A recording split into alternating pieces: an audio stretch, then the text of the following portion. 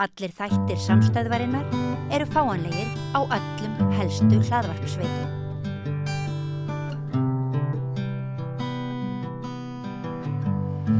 Já, komið sæl aftur. Við ætlum að halda áfram umfjöllun okkar lífeyrissjóði.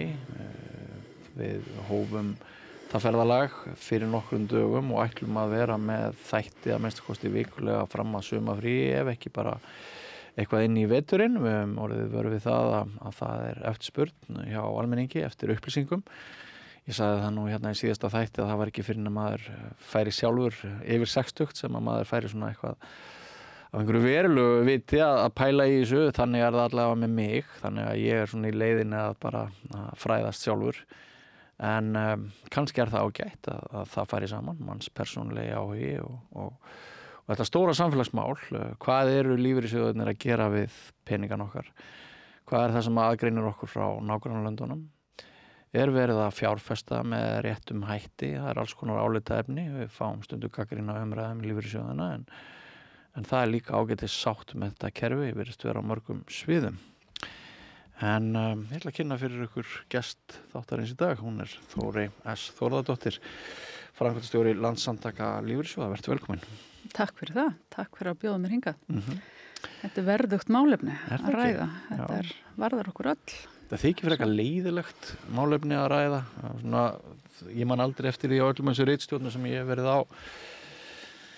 Hún störfi í fjölmiðlum 1984. Ég man eiginlega aldrei eftir því að það hefur verið slegist að einhver í stóri ritstjórn skrifaði um lífeyrissjóðsmál. Nei, það kannski svona galli að þetta varðar okkur öll og fólk ekki alveg nógu duglegt að kynna sér málefni. Fyrr en það komið bara svona á aldur, eins og maður segir, og þá stundum lítið þetta að gera, kannski eitthvað, en það skiptir miklu máli þegar fólk bara strax og það hefur töku fyrir á vinnumarkaðin að kynna sér málin, því að það getur haft áhrif til dæmis að borga viðbótarlífeyrissparnað og slíkt og velja þá réttu aðilana, vörsluaðilana, hvernig því háttað og svo framvegis, því að eftir sem þú ert yngri, þú ert borgarinn í sjóðuna, þá eru fleiri ár til ávöxtunar, þannig að það eru iðgjaldunni dýrmætir eftir svona yngri. Einmitt. Og það 60 sem maður hefur rétt að því að fá eitthvað tilbaka. Já, þá getur við farið að hefja úttöku á greiðslunum, en hins vegar það svo að það virðist vera einhver svona mýta í gangi að þegar fólk 60 þá hættir að jafnvel að borga í viðbótarlífeyrissparnað, sem náttúrulega bara byggir á einhverju vanþekkingu og þú mælir alls ekki með því. Nei, sérstaklega ekki. Þú færð mótframlag launagreiðandi í flest tilvikum, 2% auki og leggur fyrir, 2-4% fær svo mótframlag á móti. Og það ansi góð ávöxtun bara strax og svo þetta laust eftir 60.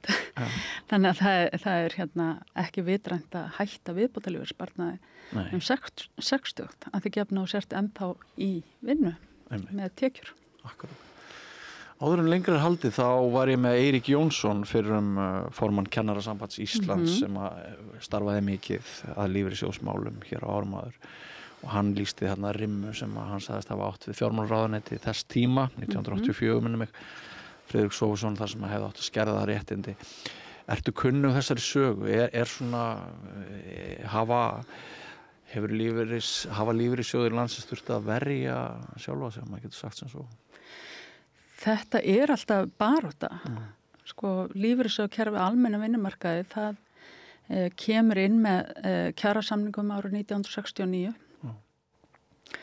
og það var gríðaleg forsjálni þessara kynslóðar hafa komið á og á þeim tíma var mikið kreppa og þetta kemur inn í kjarasamninga að stofna lífeyrissjóði á almenn markaði. Þá var heiminn og hafa á milli aðstöðu þeirra sem voru ríkisstarfsmenn og voru að greiða, voru einstaka fyrirtækjasjóðir og lífeyrissjóð verslunumanna var aðeins eldri og slíkt. Opinberir starfsmenn voru VIPs kemur að réttindi. Það má alveg segja það. Þeir voru með lífeyrisréttindi, opinberir starfsmenn voru almennt á lægri launum horfði á þetta sem stóran hluta af sínu réttindum, þurfti að vera fastráðnir og áunnu sér réttindi til eftirlauna og það var tryggt með bakábyrgð ríkisins á hverjum tíma. Það var samið um stofnun lífeyrissjóða almennum markaði með sjóðsöfnun og það er svona upphafið af því að kerfið byggist upp og verður svona gríðarlega öflugt. Og það eru miklu fjármunir en lífeyrissjóðarnir eiga í rauninni enga peninga. Þannig að það sé bara sagt. Það er oft svona mikið vanvirðing hvernig tala um kerfið. Þetta er svo stórt, þetta er svo lítið, getur ekki gert þetta og hitt og annað. Og þá eru oft bara mjög góðra gjalda verkefni sem þarf að fjármagna með einhverjum hætti í samfélaginu. En af hverju eiga lífeyrissjóðirnir sem eru raunin ekkert að höndla með fjármunni sem þeir eiga. Þeir eru bara að taka við iðgjöldum, ávexta, greiða út lífeyri. Og ef að illa árar eða ávextun er léleg eða eitthvað gerist, þá er það bara lægri lífeyrir.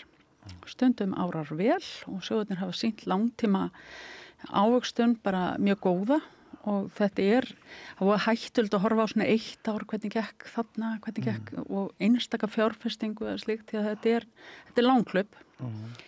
Þetta tekur tíma að byggja upp lífeyrissjóði og við eigum alveg gríðarlega öflugt kerfi og það eru 4 ár síðan að við ákvaðum að taka þátt í að það heitir Mercer vísitala og þar er borin saman árangur lífeyrissjóðakerfa í 48 ríkjum. Og þegar við tókum þátt í fyrst skipti þá var Ísland á toppnum með einhvern A. Og svo voru Hollendingar og Danir og frá þessum tíma þá er Ísland síðan verið í öðru sæti á eftir Hollendingum. Og þannig að það eru þessi 3 lönd í rauninni sem skipta þessu á milli sinn fram að þessu. En þar byggir það á nægjanleika og þetta er ekki bara lífeyrissjóðakerfi, þetta er líka almannatryggingar, þetta er rauninni bara hvað framfærsla fólk hefur þegar það hættir störfum. Samspil ríkisins og þessara sjóða? Algjörlega og lífeyrissjóðakerfisins. Svo er það sjálfbærni og þar horfum við á að vinnandi kynslóðir eru að fjármagna kerfið. Þannig að sá sem er á vinnumarkaði, hann fjármagnar sín réttindi, þannig að kerfið er mjög sjálfbært. Og það eru ýmis lönd sem að þeir sem eru að fara á lífur og annars segja, það hefur það fínt sko, en hvað er fjármagnin? Það er bara skattgreiðendur á hvernig tíma og þá verður mjög mikið svona álag á vinnandi fólk. Við Íslendingar erum tiltölulega ung þjóð. Það eru eitthvað rétt 5 aðilar á vinnumarkaði á móti hverjum lífeyrisþega í dag. Þar hjálpar okkur innflutningur erlends vinnuafls. Þetta er ungt fólk sem kemur einhvern veginn. Algjörlega. Það er, og það fjármagnar í rauninni, það leggur inn í réttindin og fjármagnar sín réttindi hér í lífeyrissjóðunum. Hins vegar eru mjög miklar áskoranir sem fylgja þessu að fá inn erlend vinnuafl og annað sem að varðandi bara skráningu, hvernig fylgistu með og það er það ríkið að koma betur inn í. Af því að þegar þú ert í almannatryggingakerfinu að þá ánir réttindi almannatryggingakerfinu bara með búsetu í landinu. Sko. Og þá skiptir miklu máli að skráningin á búsetinu sé rétt. Þannig að fólk sé ekki að ávinna sér réttindi úr okkar sameiginlegu sjóði með það án þess að búa hér. Og er hægt að fiffa kannski eitthvað með þetta? Ég veit það nú ekki. Það er bara skráning og samstarf á milli þessar landa og annað. Þar er hægt að gera betur. Það er alveg ljóst. Og líka að koma réttindunum út líka. Hvernig náfa einstaklingarna sem stoppa við hérna í smá tíma, eiga rétt á lífeyri. Eru þeir á lífi eða eru þeir látnir? Og þetta byggir á, íslenska lífeyrissjóðakerfi byggir á samtryggingu og skylduaðild. Og þar alveg ef það er eitthvað sem eiga réttindi sem eru fallin frá, þá skiptir það máli að það sé upplýst.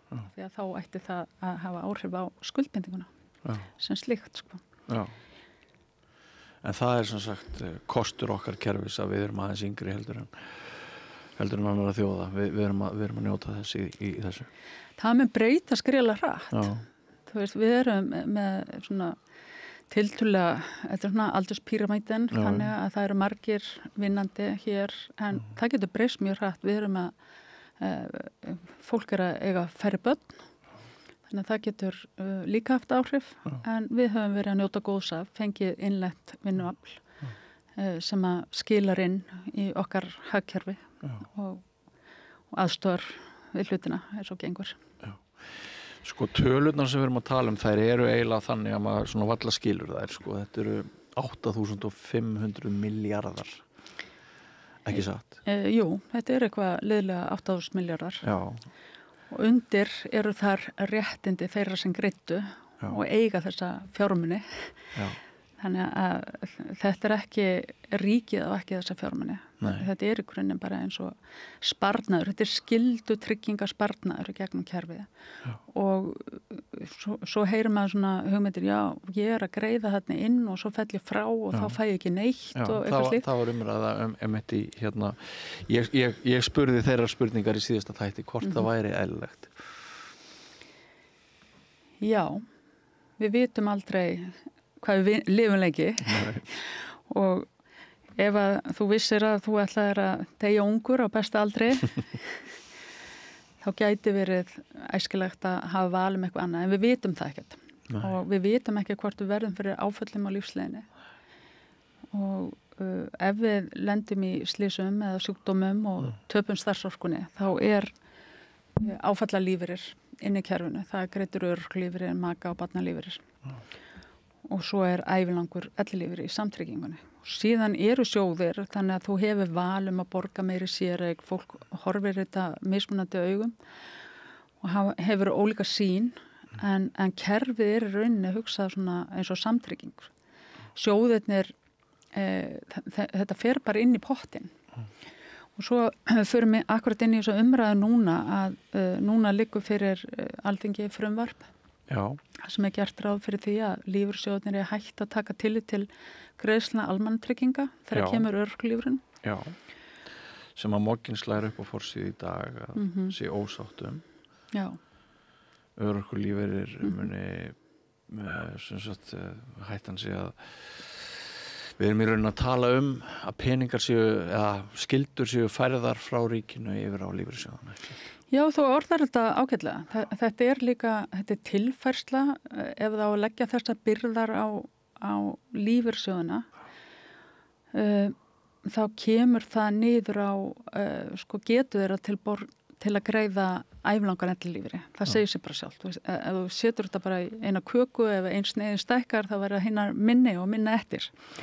Og það sem er svo hættulegt í þessu samhengi að örorkan leggst mismunandi á sjóði. Já. Það eru ákveðnir lífeyrissjóðir sem eru með þyngri örorku heldur en aðrir. Þannig að verkafólk því hættir frekar við því að fara í örorku vegna slits á líkamannum. Algjörlega. Til dæmis fólk sem vinnur vinna eins og ég og þú. Algjörlega, það er þannig. Og líka mikið að kvennastörfum sem eru erfið líkamlega og annað að það veldur frekar starfsorku skerðingu. Já. Og þessi sjóðir eru þyngri og það var samið það að ríkið myndi jafna örorkuna með greiðslu jöfnaframlags. Já. Og nú liggur fyrir að það er ekki gert ráð fyrir neinum greiðslum til sjóðana til að jafna þessa örorku. Þannig að þá horfum við á býtu, erum við þá ætla núverandi stjórnvöld til þess að þeir sem eru í þessum sjóðum greiði fyrir hærri örorku á kostnað lægri eftirlauna. Og ég ætla ekki að hafa skoðun á því hvað þetta fólk á að hafa, þú veist, þeir þá taka það frá ríkinu. Já. Og jafna það með einhvern hætti og maður velti líka fyrir sér að íslenska lífeyrissjóðakerfi svo öflugt að það er ekkert land í heimi sem að borga hlutfallslegins háar greiðslur í eftirlaun. Það er 65% af þeim greiðslum sem eru til þeirra sem eru komnar eftirlaun koma á lífeyrissjóðakerfinu og þar alveg er 35% sem koma frá ríkinu. Þannig að þú ert að segja í öðrum löndum, öllum sé byrði ríkisins meira en hér. Í grunninn, það er 65% af greiðslunum í eftirlaun koma frá lífeyrissjóðunum á Íslandi. Já. Og þetta sérstakt. Það eru einstaklega lönd sem eru svona að hoppa upp í helmingin. Já, það munar svona miklu. Og þá eru bara svona það sem fyrir í annarsætið, sko. Þú veist, á Íslandi er það 65% greiðslunum sem að koma frá lífeyrissjóðunum. Og ríkið er að borga 35%. Já. En þegar við horfum á örorkulífeyrinn, þá snýst þetta við. Já. Og ríkið er að borga rúmlega 70% og lífeyrissjóðunir restina. Já.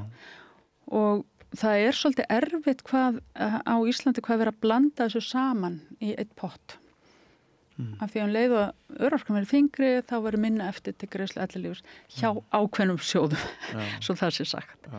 Þannig að ríki hefur litið svo á að þeir hafa greitt þetta á jöfnunarframlag en núna ætla þeir að auka greiðslur frá almannatryggingum og það er líka, það vantar miklu betur greiningar á bakvið þetta og til að mynda að það hafi ekki verið hugað í hvernig væri staðan ef að ríki tæki örorkuna og lífeyrissjóðirnir myndi bara eins og þeir hafa sína tryggingu að þeir eru að tryggja upp í það tekjutap sem hafðir á meðan varst á vinnumarkaði og það hefur kannski verið bara miklu eðlari nálgun því að þetta grefur undan samstöðum kerfið bara það er bersýnilega að þeir sem eru í þessum sjóðum að þeir munu átta sig á því að þeir eru að fá lægri eftirlaun af því að stjórnvöldur að íta örorkunni yfir á þeirra sjóði sko.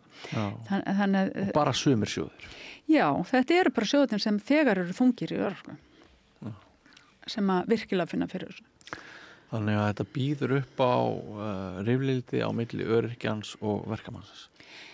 Já, og öryrkinn getur líka verið verkamaður fyrrverandi og áalveg rétt á sinni tryggingu og ásættilegum greiðslum og annað en það er spurning sko, Íslendinga við búum það vel að hafa byggt upp þetta kerfi að ríkið er að borga í þennan málaflokk bara mjög lágar greiðslur ef við horfum á eins og á Norðurlöndin þar eru verið að borga svona 10 upp í 14% af vergri landsframleiðslu inn í þennan málaflokk að meðan að Íslendingar að borga rétt rúmlega 3%. Akkur er það? Það væri ekki hægt nema af því að kerfið er orðið öflugt. Það þurfa allir framfærslu. Og við erum að horfa bara, er ekki eitthvað mörk þannig? Væri ekki bara eðlilegt aðeins að væri ekki aðsleginn að ríki tæki á sig örorkuna meira, frekarna ítin yfir á lífeyrissjóðina og það þarf allan að jafna þetta en hættan er svo að meðan að jöfnaframlagi er ekkert inn í lífeyrissjóðalöggjöfinni. Og svo koma ný stjórnvöld og þau eru að reyna að ná saman fjárlögum og til hvers er þetta jöfnaframlag? Getum við ekki bara sleppt því? Og þannig að það er svona ákveðin svona pólitísk áhætta og ég held að sko þeir sem að hafa völd þeir verða átta sig á því að svona kerfi byggist ekki upp á einni nóttu. Þetta tekur áratugi og það var gríðarleg forsjálni í gangi þarna þegar að kerfið er sett á. Að umgangast kerfið að ákveðinu svona auðmýkt, varkárni og það er svo leiðilega sem umræða, það er svona lífeyrissjóðnir, þetta er bara eitthvað svona, en þetta er eign almennings og þeir sem að stýra sjóðunum hana, þeir fara með alveg gríðarlega mikla ábyrgð, þurfa að axla mikla ábyrgð á því að halda vörð það líka eins og núna. Er þetta brot á hugsalega eignarétta vörðum réttindum annara til ævilangs ellilífeyris? Er það gild spurning? Það er bara álitið spurning. En slíka greiningar, það liggja bara ekki fyrir. Og stendur í greinagerð með frumvarpinu að þetta sé svo óverulegt að þurfa ekki að greina það sko. Og það er ákveðin svona þurfum við ekki aðeins að greina þetta og átt okkur á því hvað þýða svona breytingar. Ég ætla ekki að segja það að þetta sé ekki að góðum ásetningur á bakvið þetta og slíkt. Þetta er væntanlega til þess að lyfta upp þeim sem að hafa haft það minnst. Er það ekki? Er það ekki tilgangur? Og hver á greiða fyrir það? Frumvarpsins. Já, þér finnst það ríkið að gera það? Allavega ekki eftirlauna þegar þeirra sem eru í sjóði þar sem er þungu örorka. Ég held að þetta væri miklu eðlera að þetta færi úr okkar sameiginlegu sjóðum með einhverju mætti. Ef að ríkið tekur ákvarðan að þeir vilji bæta kjör að þá finnst mér eðlilegt að ríki ætla að borga fyrir það líka en ekki að senda reikningin á eitthvað annan. En þegar frumvarpi var fyrst kynnt inn í samráðsgátt brugðust á landssamtök lífeyrissjóða við með hörðum mótmælum eða hvernig? Þetta er nefnilega áhugavert og skuli benda á það. Já. Þetta var aldrei birt í samráðsgátt. Það var ekki birt í samráðsgáttinni? Nei. Þannig að þetta var bara unnið í talsverðri flýti. Já. Þetta er mál sem að þetta er ekkert nýtt af nálinni þetta mál. Því að víxlverkun á greiðslum almannatrygginga og lífeyrissjóðanna hefur verið, það var sett bráðabirgðaákvæði 2011 í upphafi sem að var til bráðabirgða og það fellur úr gildi núna 1. september af því að það eru gríðarlega mikla breytingar sem eru að taka gildi þá almannatryggingalöggjöfinni og það er eins og núna sé verið að grípa tilbýti og hvað þýðir þetta, þessar breytingar sem taka gildi 1. september. Þá hefði að öllu óbreyttu, þá hefði það verið þannig að ríkið hefði hækkað sína greiðslur og lífeyrissjóðirnir, ákveðnir sjóðir, hefði þar alveg lækkað greiðslurnar á sama bili. Af því að þeirra tryggingar, hún nálgast það svona eins og bara skaðabótarétturinn þótt að vera einsettur fyrir og eftir tjón. Og þannig er áfallað örorkulífurinn, hann er hugsað þannig og lífeyrissjóðakerfinu. En almannatryggingarnar með alltaf er að hugsa sko. Þannig að þetta er mál sem að kosturinn við að það sé verið að gera eitthvað, víxlverkefnum falla niður. En þetta er mikil hliðrun og tilfærsla á réttindum til ævilangs lífeyris hjá sjóðfélögum í sama sjóði. Og það hefur ekki verið reikna nákvæmlega út hversu háar skerðingar og lækkanir og eftirlaun verða því að það hefur ekki gefist tími til þess.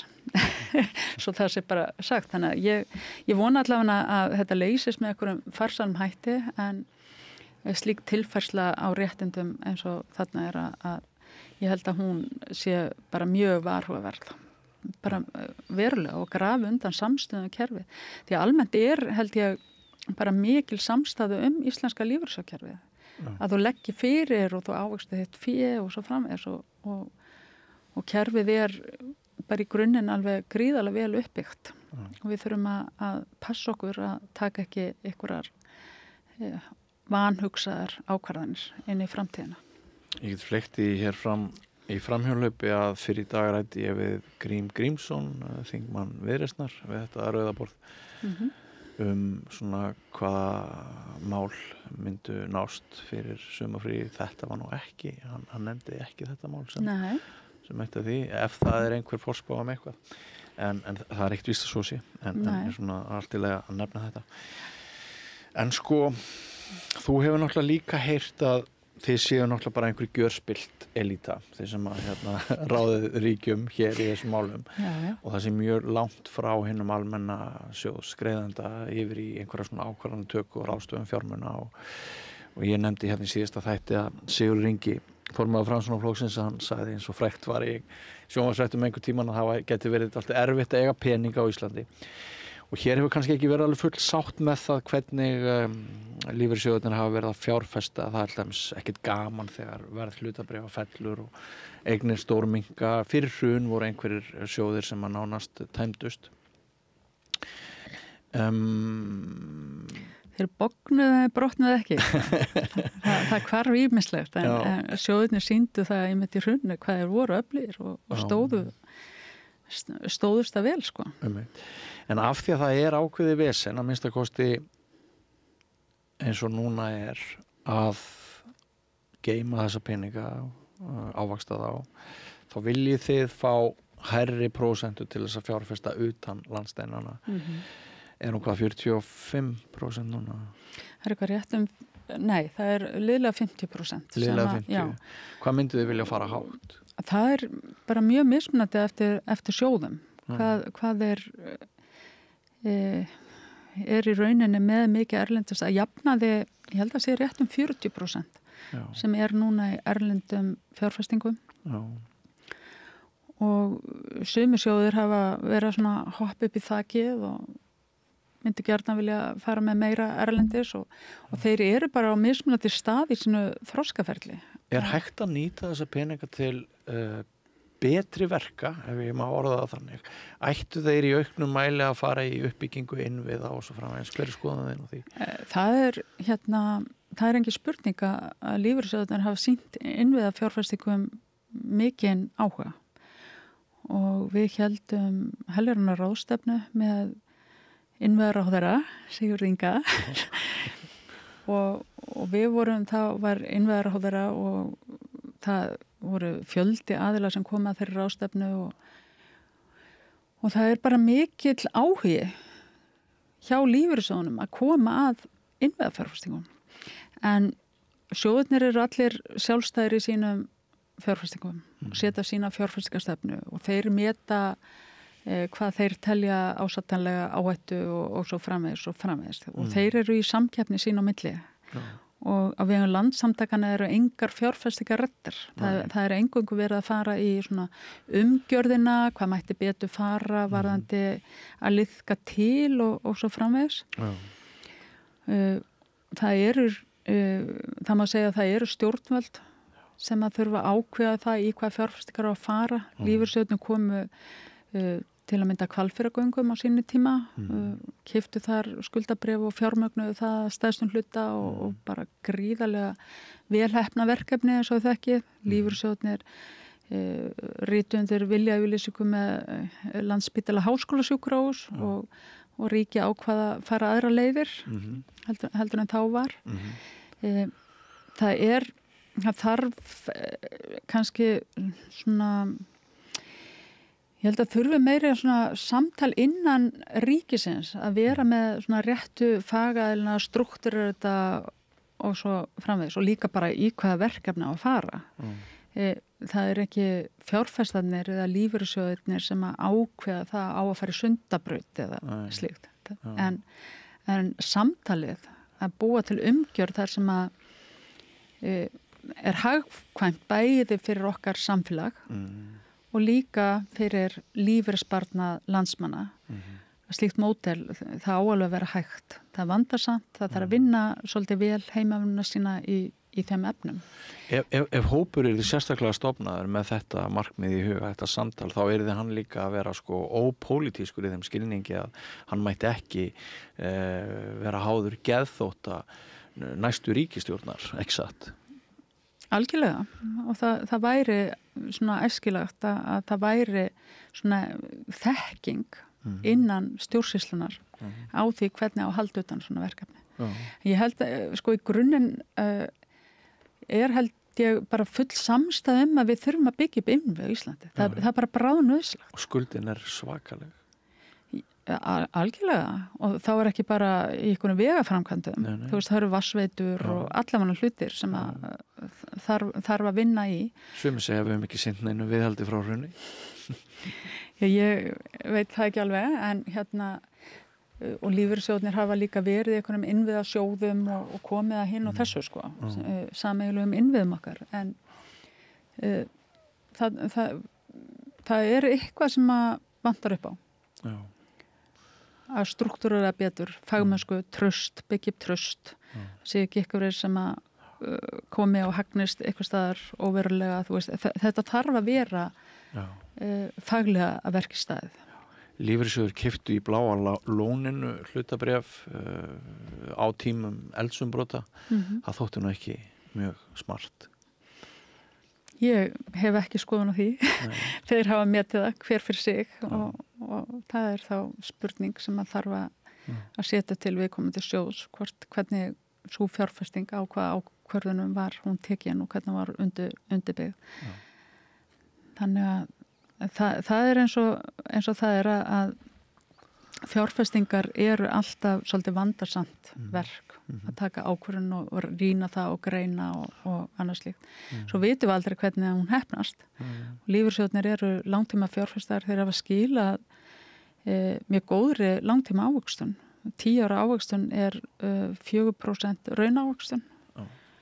5 ára er ekki nema 2,7 núna en inn í því eru 2 léleg ár, bæði hitti fyrra og svo kom COVID og annað, þannig að svona þeirra ástana við með 3,5% í tryggingafræðilegri stöðu, þannig að það reikna með 3,5% inn í framtíðina til þess að standa undir þeim réttindum sem að svona gengi út frá. En áhættan á fjárfestingunum og annað hjá lífeyrissjóðunum, hún liggur alltaf hjá sjóðfélögunum. Og það er eins og fólk haldir stundum með að sér eitthvað, það er í grunninn bara á upplýsingarnar eru gefnar á ákveðnum forsendum, miðað við ákveðna lífslíkur, miðað við ákveðna ávöxtun og svo framvegis. Og það getur ára betur og það getur líka gengið verr.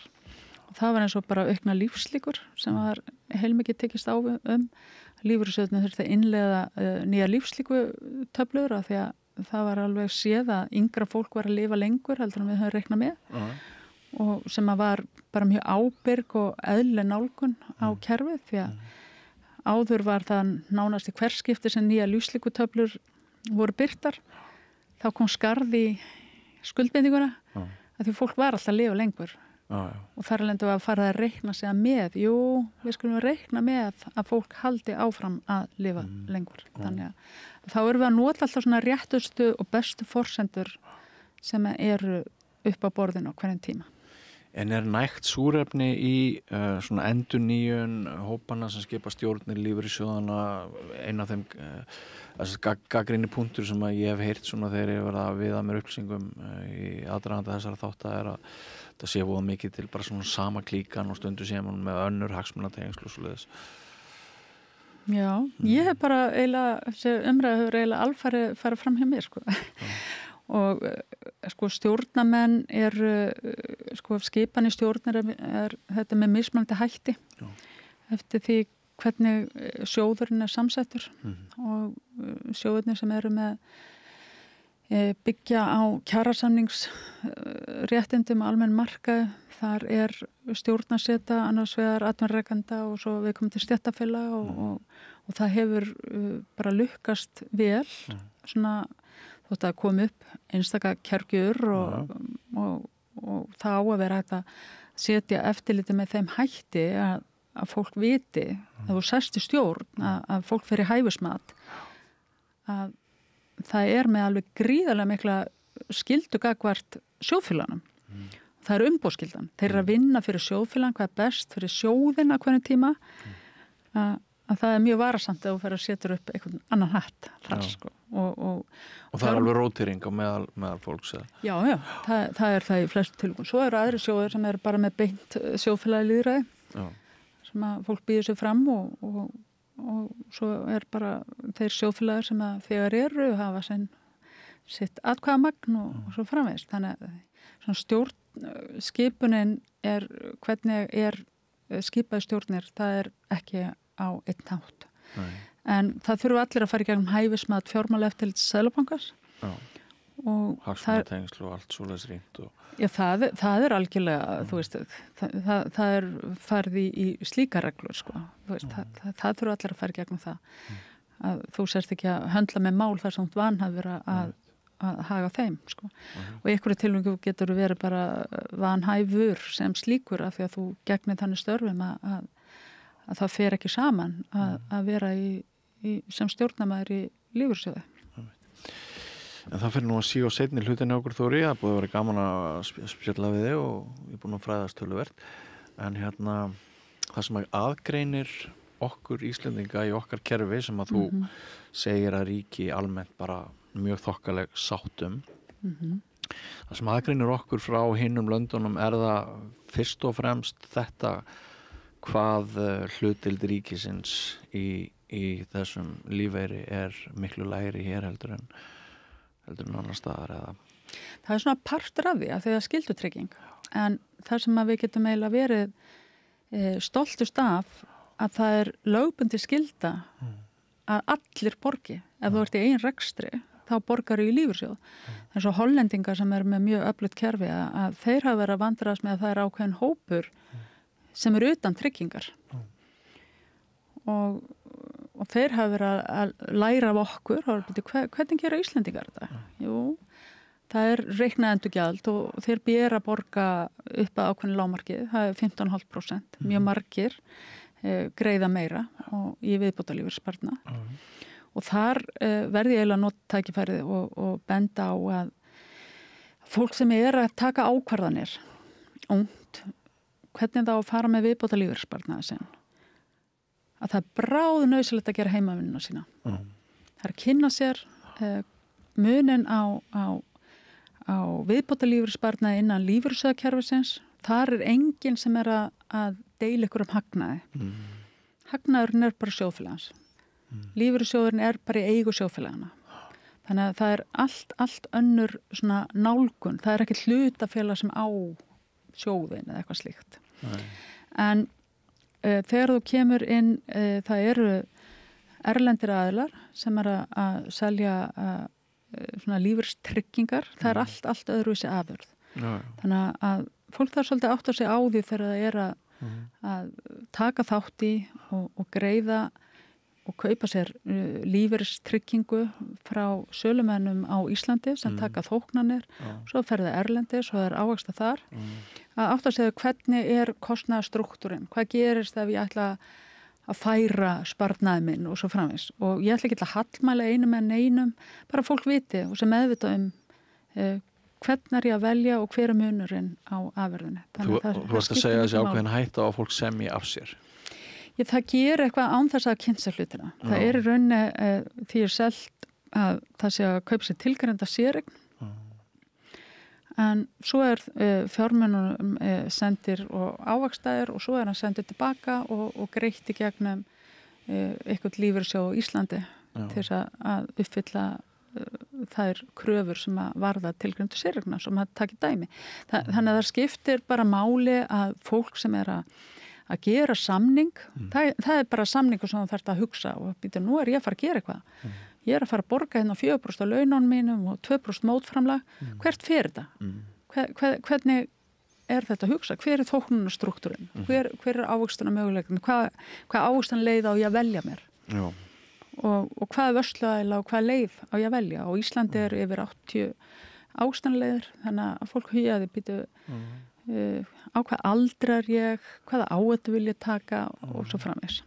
Svo hef ég líka heyrt á meðal ungs fólks að því það bara vilji ekki að svona hál prósent af laununum þeirra fari í einhverja framtíð af því að það sé orðið svo dýrt og erfitt að kaupa alltaf íbúðarhúsnæði að þeim veiti bara ekkert af helst öllum laununum og enginn hafi tíma til að hugsa framtíðina því að núna ríði á að koma upp húsnæði. Hvað segirðu við þennan hóp? Náttúrulega, þetta alltaf spurningin það í hvað sparnar hann að fara. Já. Og stjórnvöld hafa sett upp viðbótarlífeyrissparnaður í 10 ár til fyrstu íbúðarkaupa. Og þar hefur verið skattaafsláttur veittur. Jú.